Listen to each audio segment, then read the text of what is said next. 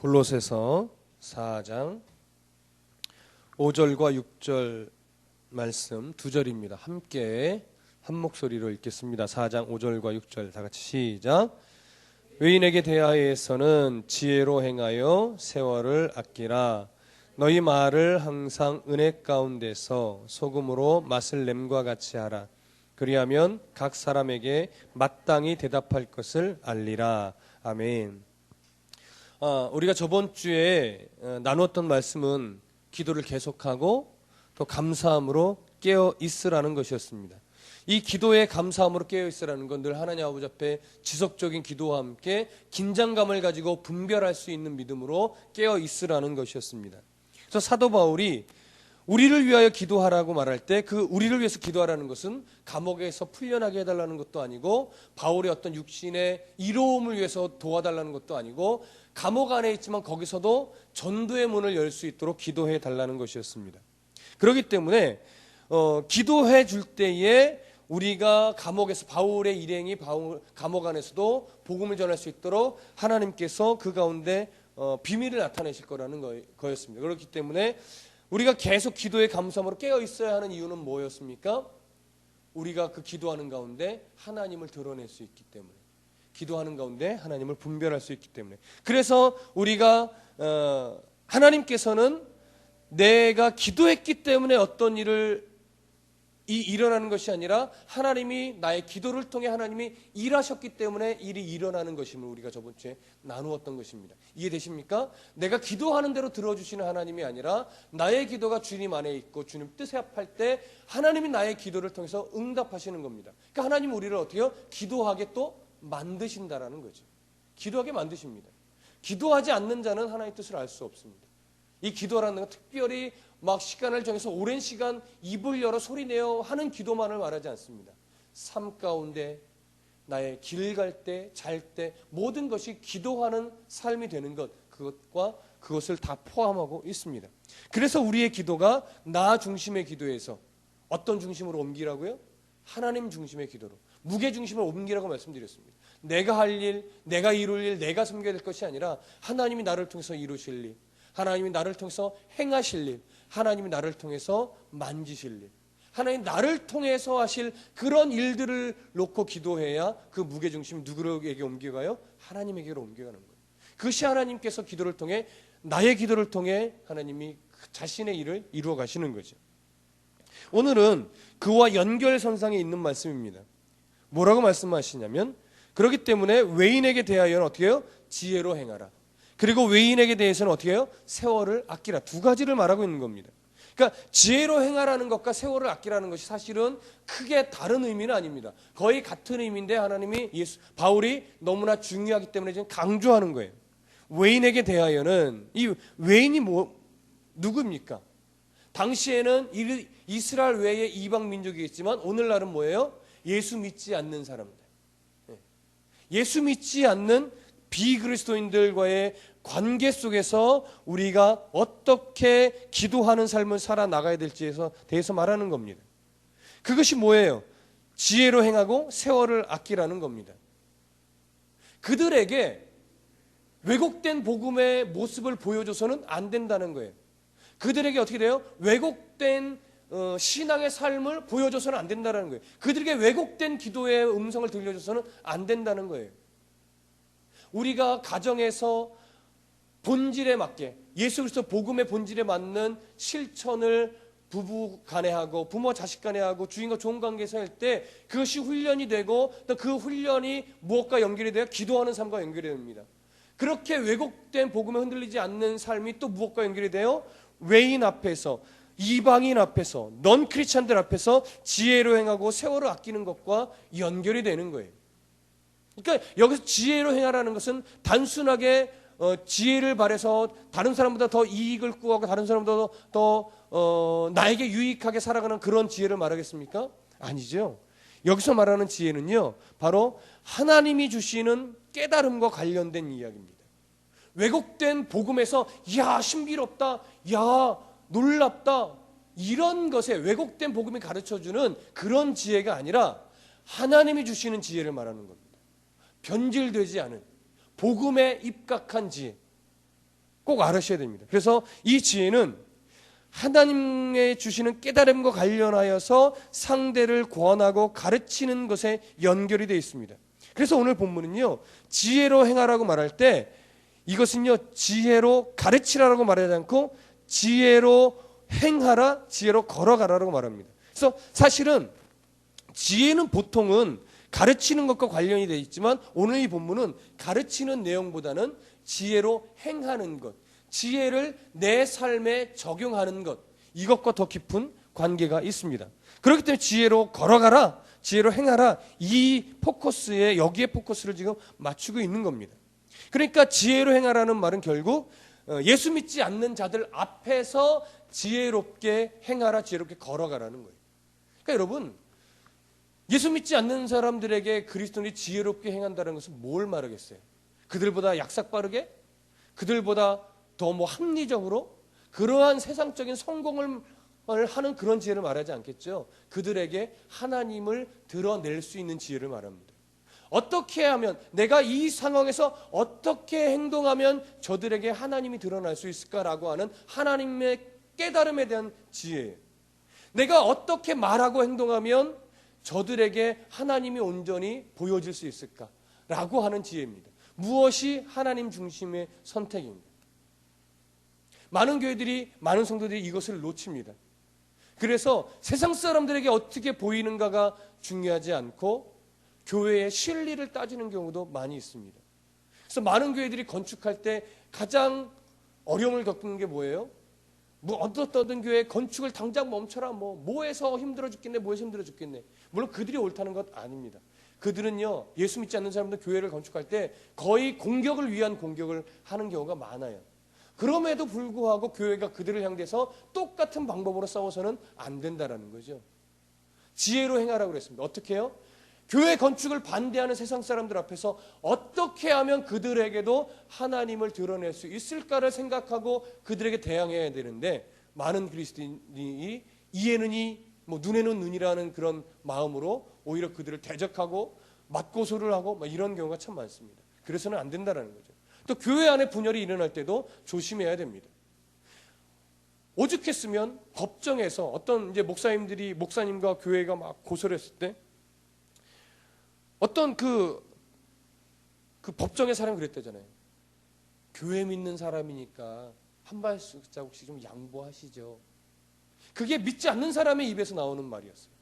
그리스도인들 안에서 이것이 오히려 더 되어져야 되는데, 예수 믿지 않는 사람, 당신들 예수 믿는 사람들이잖아요. 요거 한 발씩만 양보하면 될 것 같은데 왜 그걸 못 하세요? 하세요. 예수님 믿으시잖아요. 이게 사실 정답이거든요. 근데 그들이 뭐예요? 예수 믿는 사람은 얼마나 고집이 있는지 뭐라냐면 절대 그럴 수 없습니다. 이렇게 나오는 것이 예수 믿는 사람들의 모습이에요. 아니에요. 지혜로 행하라는 것은 법정에서든지 누가 나를 괴롭게 하든지 어떤 상황에서든지 내가 이렇게 행동했을 때, 내가 이렇게 말했을 때 하나님의 사랑이 드러날 수 있을까를 봐야 됩니다. 그래서 예수 믿는 사람들이 자주 종종 손해를 기쁘게 감당할 수 있어야 되는 겁니다. 예수님 때문에 손해 보세요. 예수님 때문에 불이익을 감당하세요. 예수 믿기 때문에 더 굳은 일을 감당하셔야 되는 겁니다. 예수 믿기 때문에. 이것이 바로 지혜로 행하는 겁니다. 이어서 바울은 뭐라고 말하냐면 세월을 아끼라 이렇게 말합니다. 세월을 아끼라. 세월을 아낀다는 것은 문자적으로 보면 시간을 사라는 말이에요. 시간을 구속하라 이런 말입니다. 이것은 가능한 한 모든 기회를 붙잡으라는 거예요. 어떤 기회예요? 돈 벌 수 있는 기회예요? 성공할 수 있는 기회예요? 그거 말하는 것 아닙니다. 하나님이 드러날 수 있는 기회예요. 복음을 전할 수 있는 기회입니다. 그 기회를 놓치지 말라는 겁니다. 우리가 참 용기가 없어서 복음을 전할 기회를 놓치는 경우도 참 많습니다. 그리고 세상의 두려움 때문에 이때 내가 요것 좀 포기했으면 하나님이 거기서 딱 드러나는 건데 이 인간적인 욕심이 그걸 포기하지 못하고 딱 붙잡아 버리니까 나도 세상과 똑같은 가치관으로 살아가는 사람이 되어버리는 경우도 많다라는 거예요. 여러분, 예수 믿는 사람은요, 하나님을 드러나게 만들, 하나님을 보여줄 기회가 생겼을 때 붙잡아야 돼요. 근데 그 붙잡는 것은요, 내 유익을 놔버리지 않으면 그걸 붙잡을 수 없어요. 그것이 예수 믿는 사람들의 대부분의 원리입니다. 내 유익도 구하고 하나님도 드러낸다? 그러는 경우는 종종 없습니다. 내가 포기되어질 때 하나님이 드러납니다. 내가 손해볼 때 하나님이 드러납니다. 내가 낮아질 때 하나님이 드러납니다. 그것이 시간을 사는 거예요. 기회가 주어졌을 때, 하나님을 보여줄 기회가 있을 때. 그래서 여러분, 예수 믿는 사람들은요, 주변의 사람과 더 많은 교제를 해야 됩니다. 이 목회자들이 제일 못하는 부분 중에 하나예요. 목회자들은 주로 예수 믿는 사람들만 만나고 목회자들만 만나잖아요. 예수 믿지 않는 사람들 잘 안 만나기도 하고 못 만나기도 합니다. 그러다 보니까 세월을 아낀다라는 이 말과는 사실 조금 거리가 있어요. 그래서 세월을 아낀다라는 것은요, 일부러라도 어떻게 돼요? 예수 믿지 않는 사람과 교제하라는 거예요. 왜요? 그들과 술 마시고 노래하고 춤추라고요? 아니에요. 그들에게 복음을 드러내고 예수 믿게 하기 위해서 어때요? 그들과 일부러라도 교제하는 겁니다. 내가 더 밥을 많이 사는 거예요. 일부러라도 전화 한 번 더 하는 거예요. 일부러도 그들에게 내가 친절을 베풀 기회를 만들어내는 거예요. 그래서 말씀드렸었죠. 소금으로 사는 것, 빛으로 사는 것은 뭐라고요? 거룩한 위선자로 살아가는 거라. 거룩한 위선자. 내가 드러나는 것은 진짜 위선자예요. 그러나 하나님이 드러나게 하기 위해서는 거룩한 위선자가 돼야 돼요. 나 손해보고 싶지 않은데 내 마음은 정말 손해보고 싶지 않고 꽉 붙잡고 싶은데 이때 내가 붙잡으면 예수님이 드러날 수 없으니까 기꺼이 그거 포기할 수 있어야 돼요. 예수 믿기 때문에 그들에게 예수님 드러내기 위해서 돈도 더 쓰는 거예요. 이것이 시간을 아끼는 겁니다. 가능한 한 모든 기회를 붙잡으십시오. 그래야 하나님이 드러낼 수 있습니다. 골로새 성도들은 이 말을 하고 있는 바울을 지금 본보기로 삼을 수 있었을 겁니다. 왜요? 옥중에 있는 바울이 복음을 전하기 위해서 기도를 부탁해요. 그 안에서도 시간을 사고 세월을 아끼고 있어요. 어떻게? 뭘 위해요? 갇혀 있어도 복음을 전하기 위해서요. 그것이 시간을 아끼는 겁니다. 그것이 지혜로 행하는 겁니다. 그래서 진짜 옥중에서 어떤 일이 벌어집니까? 옥문이 열리는 일이 벌어졌어도 안 가잖아요. 그래서 그 안에 있던 간수를 예수 믿게 하잖아요. 그래서 그 안에는 간수와 모든 간수의 가족들에게 세례를 베푸는 일이 벌어지잖아요. 그것이 바로 지혜로 행한 바울이고 세월을 아꼈던 바울의 모습인 겁니다. 감옥 안에 있으면 복음을 못 전한다가 아니었어요, 바울은. 그렇기 때문에 지혜로 행하는 것, 세월을 아끼는 것, 상황과 형편과 시간의 관계가 없습니다. 자, 이 세월을 아끼라는 말을 조금 더 구체적으로 보면 계속하여 시간을 살아가고 하는 거죠. 계속하여. 그러니까 어느 순간 뭐 한 번만이 아니에요. 하나님이요, 계속하여 우리에게 시간을 아낄 수 있는 기회를 주신다라는 거예요. 하나님이 기회를 만들어 주세요. 그때 우리가 잡으라는 거예요. 근데 내 욕심이 자꾸 서 있으면 그 시간을 계속하여 속량하고 사지 못합니다. 철저하게 세상적인 내 욕심, 성공하고자 하는 내 욕심이 버려질 때 시간을 아끼고 살 수 있는 겁니다. 여러분, 교회 전도대에 모두 나가야만 시간을 아끼는 것이 아닙니다. 전도대에도 나가서 전도도 해야 되지만 내 삶의 현장에서 시간을 사야 됩니다. 꼭 기억하시기 바랍니다. 나의 즐거움만을 위해서 시간을 투자하지 마시고 전도를 위해 관계를 맺고 전도하기 위해 더 섬기고 전도하기 위해 교제하는 일들로 시간을 만들어 가십시오. 그것이 바로 시간을 사는 겁니다. 세월을 아끼는 것입니다. 요한복음에 보면 예수님은 그리스도인들에게 비둘기같이 순결하고 뱀처럼 지혜로우라고 말하셨었습니다. 뱀은 자기 생존에 대해서는 엄청나게 지혜로운 피조물입니다. 그래서 지혜가 첫 번째로 표현되는 방법이 뭐냐? 바로 언어입니다. 그래서 뱀이 아담과 하와에게 다가갈 때 뭘로 다가갔어요? 언어로, 말로 다가갔단 말이에요. 말로 하와를 유혹했단 말이에요. 그 뱀의 말에, 그러니까 결국 사단의 말이죠. 사단의 말에 하와가 결국은 욕심을 잉태하게 됐고, 잉태한 욕심이 결국 선악과를 따먹어서 죄의 길로 접어들게 된 것입니다.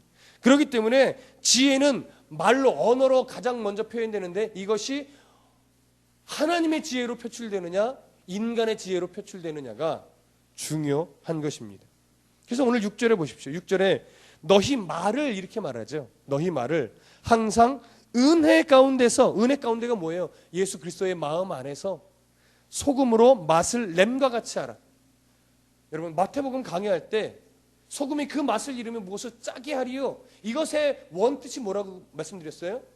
소금이 그 맛을 잃으면 무엇으로 맛을 내리요라는 거예요. 그래서 제맛을 내는 게 소금의 본질이라고 말씀드렸죠. 짜게 하는 것도 아니에요. 싱겁게 하는 것도 아니에요. 입맛에 맞는 제맛을 내는 것이 소금의 목적입니다. 오늘 6절에서도 분명히 말하잖아요. 너희 말을 항상 은혜 가운데 소금으로 맛을 냄과 같이 하라. 그리스도인이 어디 가서 말하는데 이런 소리 들으면 안 돼요. 아유, 지 혼자 거룩해요. 이런 소리 들으면 안 돼요. 어디 가서 이런 소리도 들으면 안 돼요.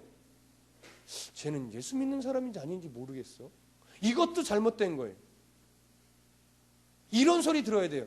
쟤처럼만 예수 믿으면 좋겠어. 당신처럼만 예수 믿으면 좋겠어요. 그래서 예수 믿는 사람은요, 누구 앞에서도 다 보여줘야 되고 나타내줘야 되는 거예요. 그래서 그 사람의 말과 행실이 세상 사람들에게 보여줘야 되고 또 볼 수밖에 없게 되는 거예요. 왜? 진짜 소금으로 내 본질을 알고 있다면, 내가 진짜 빛이라는 것을 알고 그 본질에 맞게 살아가고 있다면 세상 사람들이 알고 그들을 보게 된다는 거예요. 똑같은 의미를 담고 있습니다. 소금으로 맛을 냄과 같이 하라. 소금의 역할이죠. 제맛을 내게 하는 것. 그러니까 그리스도인의 소금의 역할은 결국 뭡니까? 지혜로 행하는 것, 세월을 아끼는 거예요. 나의 말과 행실이 무엇을 위해서 계속하여 사용되어야 된다는 겁니까? 복음을 드러내는 일로 계속해서 사용되어야 된다는 거예요. 하나님을 드러내고 전도하기 위한, 꼭 말로 예수 믿으세요라고 하지 않아도 나의 행실과 나의 말이 복음을 위해서 내가 행하고 말하기 위해서 늘 긴장하고 깨어 있어야 되는 거예요. 그래서 여러분, 감사함으로 깨어 있으라는 게 그런 긴장감을 말하는 거예요. 아무 생각 없이 그냥 말하고 아무 생각 없이 행동하는 것이 아니라, 내가 이렇게 말하면 그리스도인다운 말일까? 내가 이렇게 행동하면 저 사람이 하나님을 만날 수 있을까? 내가 이것이 그리스도인다운 말인가? 늘 이런 것들을 염두에 두고 살아가야 한다는 거예요. 이런 것을 염두에 두고 많은 사람들과의 관계를 맺어야 된다는 거예요. 여러분, 굉장히 쉽지 않은 말입니다.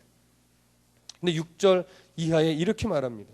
그리하면, 그렇게 살려고 애쓰면, 제맛을 내려고 긴장하면서 예수를 드러내게 하기 위해서 말도 가려서 할 줄 안다면 각 사람에게 마땅히 대답할 것을 알리라. 하나님 우리에게 거기에 지혜를 더하여 주신다라는 겁니다.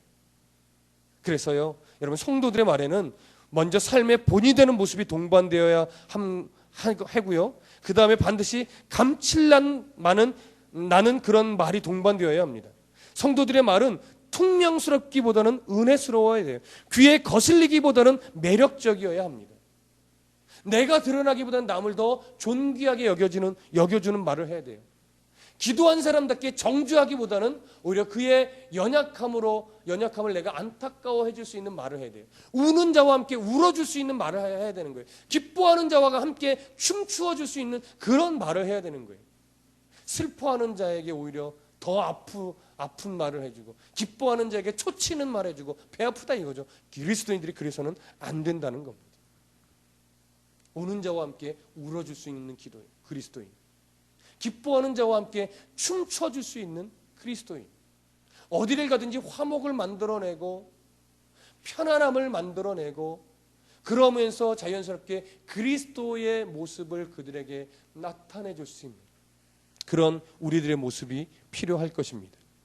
기도와 그리스도인들의 바른 언어 생활과 그리스도인들의 바른 이 삶은 전도와 아주 밀접한 관계가 있다라는 것을 오늘 우리는 배웠습니다.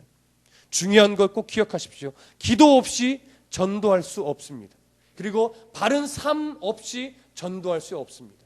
그리고 온유한 말 없이 전도할 수 없다라는 사실을 기억하시기 바랍니다.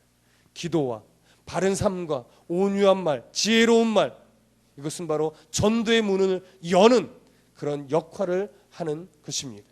여러분, 이 지역의 복음화, 이 나라의 복음화를 위해서 이렇게 지혜로 행하고 세월을 아끼는, 그래서 어디를 가든지 소금으로 맛을 내는 자처럼 그렇게 복음을 위하여 삶을 살아갈 수 있는 복된 다드림교회 성도들이 되시기를 간절히 소원합니다. 기도할 때 늘 하나님께 감사함으로 기도하십시다. 내 삶의 형편이 어떠하든지 간에 늘 지혜롭게 살아가면서 세월을 아껴 복음을 전하는 자의 삶을 살아가십시다. 하나님이 도우실 것입니다. 기도하겠습니다. 사랑이 많으신 하나님 감사합니다.